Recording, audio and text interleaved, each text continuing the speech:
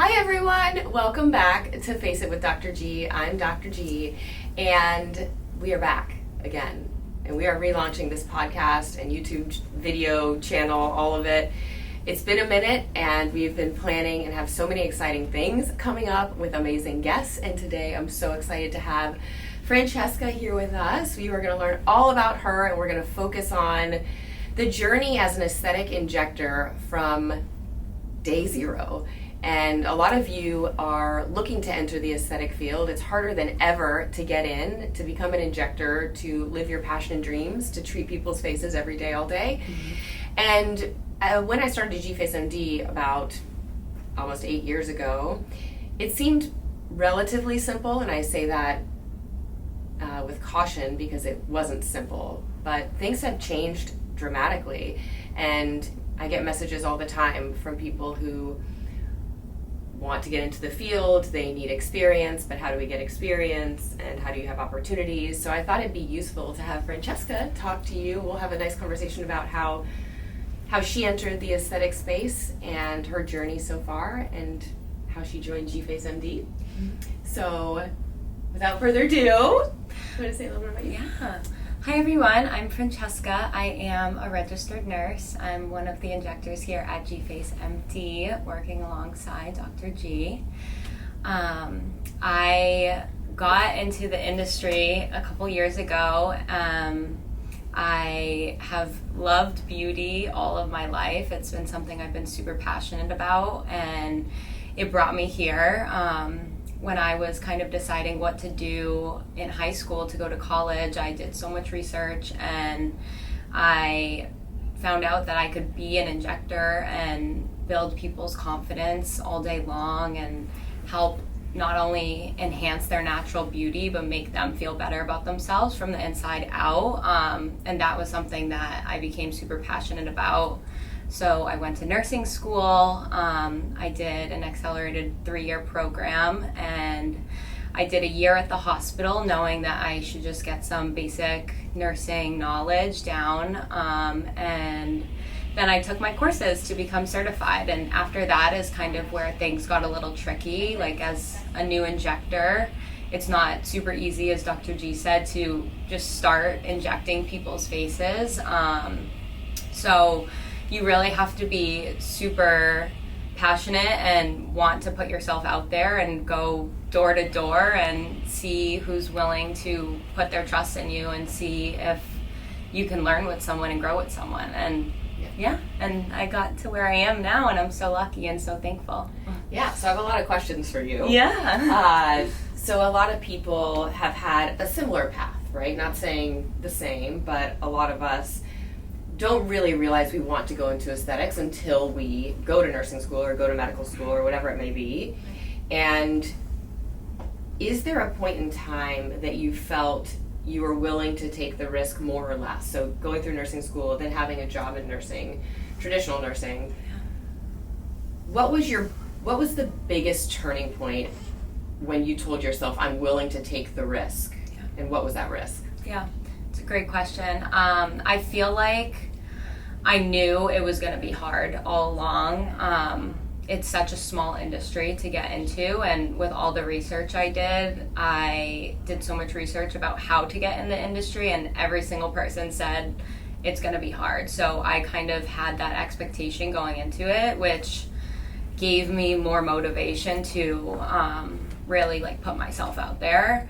I think for me, it was the fact that I am so passionate about it, and that this is what I want to do with my life, that there's no giving up for me. I'm the type of person that's gonna get what I want, and that's what got me through. So yeah, the nursing school was hard, and it wasn't something that I really wanted to do, but I did it to be where I am today, and so I'm glad I did. Yeah. And I think many individuals are not ready to make the leap and not ready to make the sacrifice. And I remember back when I was in residency and fellowship, and we pretty much worked for free. And there are people that come to G-Face and they'll say, I'm willing to work for free. Whatever I need to do to get into this space, to learn, to grow. And you really do have to have the mindset of, I will sacrifice a lot to be there. Yeah. But that's not always easy because you have to be able to support yourself financially, and you have to be able to maybe have 2 jobs and be invested in a certain practice. So when you said you took training classes or you got certified, what do you mean by that? So I went to a school where they did a didactic portion and then also like an in-person hands-on training. So I got like 8 hours in introduction to neurotoxin and 8 hours in introduction to dermal filler. And it is a very basic training where you learn how to safely inject with Botox or with lip filler or cheek filler. And it's not something that you can just take and then just go start doing it somewhere else on someone. You need further training than that, but it's good to get that experience to kind of get the gist of, okay, I'm going to inject someone's face right now, but someone's with me, watching me, helping me. So it does help you build your confidence. That's the first person I ever put a needle in their face or their lips or something. So it's great that I did that, but that wasn't where the journey ended. I'm still learning to this day. But yeah, I took those courses, and then from there, it was a lot of dedication to get a job after that. Yeah. Yeah. And that's something that we've worked really hard at GFace MD to achieve, and many of you may not know this that are listening. Maybe you're in aesthetics, maybe you're not in aesthetics, but we don't rely on the outside quote-unquote certifications, because certifications actually hold no weight. Yeah. So when I get resumes and we see that they've been to all these training courses, et cetera, my first thought is, oh, I'll have to retrain them. Not saying the trainings aren't great, but we do things a certain way, and I think as a business owner, that's really important in order to maintain consistency and quality of patient care. Mm-hmm. And when you go to those courses, I think it's important to do them so that you just have the basic knowledge. What is a neurotoxin? What is a dermal filler? What is a biostimulator, if they even get into that? Mm-hmm. And then when you come into GFace MD, we have an entire training school of sorts where you learn and relearn. And there is a whole learning and relearning process that happens throughout your journey. I'm still learning and relearning because the field is ever evolving, forever evolving, and we're learning new things every single day. And she has the correct mentality where you dive in, you're hungry for this, you're dedicated, you want to learn, and it seeps out of your pores. Yeah. And for Francesca, maybe you can share how your first job journey went, yeah. How you got there, what you learned. Yeah, so at my first job, it took me a lot to get there. I had to go through a couple connections, reach out to people, have other people reach out for me. I feel like that's what it takes in this industry, have a couple connections and know someone too. When I did take those courses, I networked with a lot of people there. A lot of people that own med spas and a lot of people that knew people that own med spas, because I knew that would get my foot in the door, and that's what it takes. So that's what I did, and luckily I landed that job. Took me a couple months, but I was a little quicker with the connections than some other people have been, so I was grateful for that. I was ecstatic to have my first aesthetic nursing job. I was able to quit the hospital. I was so thrilled. It was fun, like so much fun to go to work, to talk to people, to build connections, to make people more confident, and to learn new things every day, especially as a new injector. It's so much to learn, like it's so complicated, and the anatomy and everyone's face is so different. So it was a lot in the beginning. It was overwhelming, and I did have that excitement, and then eventually you just kind of you want more. You want to learn more, you want to do different things, you want to stay up to date with the new treatments coming out. And if you're somewhere at a spa like here, where we stay up to date with those things, then it's great and it's fun to be there and to learn all those new things. Yeah. And we love learning every single day. How did you get your patients in the door when you're brand new? So you don't have a patient base. Yeah. And why did that practice have faith in you to bring patients through the door. Right. Yeah, it's not easy in the beginning. You're going to have days where you don't have patients, and you have to really put yourself out there. Anyone that would walk through the door, anyone that would call, you really try to get them in your chair, have a consultation, have a conversation with them, ask what they want, ask what they feel like they need, and see what you can do with them.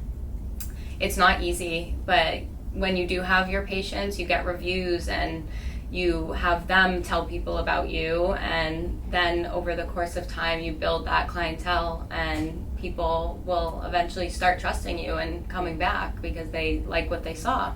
Yeah. And all the glitz and the glam and everything on social media that we see where everybody makes $1 bazillion every day is what it seems. That's obviously not the case. Yeah. And tell us a little bit about that. How long did it take you to feel like you had a little bit of financial backing? And it takes a long time. It does take a long time. I'd say like by 6 months I was like, okay, things are starting to pick up a little bit. This is great. And then probably by like my first year I was like, okay, things are getting a lot better, and like I'm seeing the growth and seeing what I can provide for these clients, and people are coming back.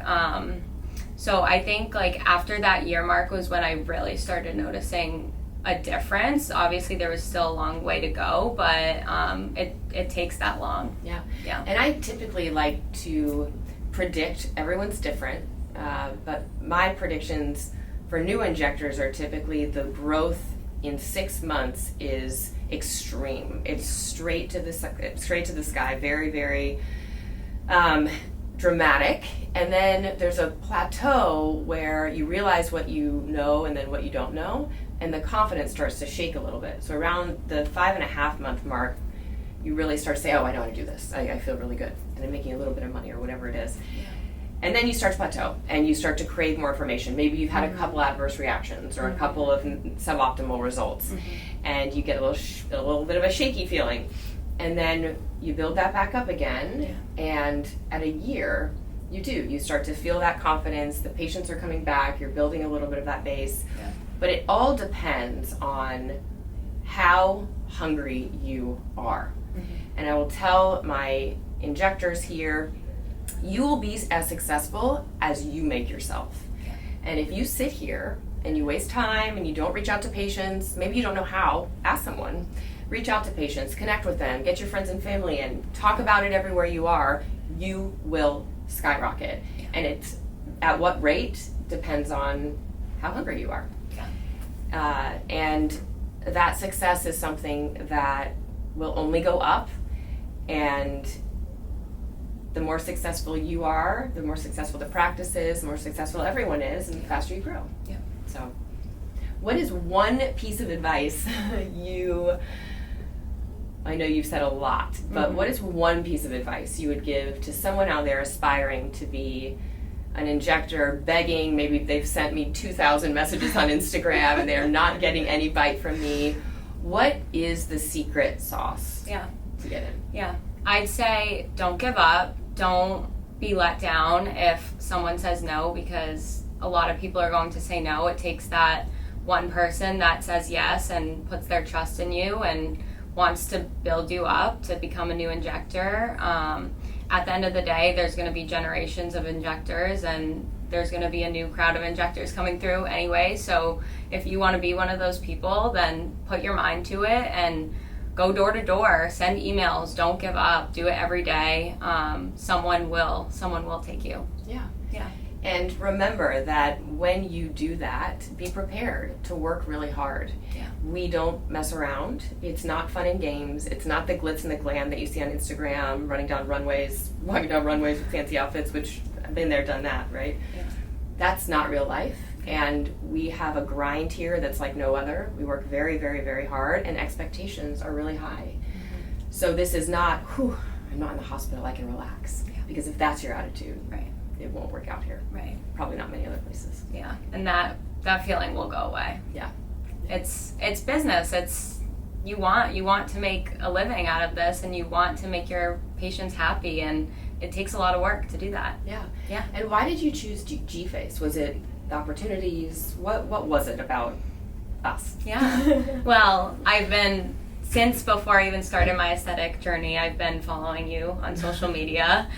Obviously, everyone does. But it's you, obviously. You are a superwoman.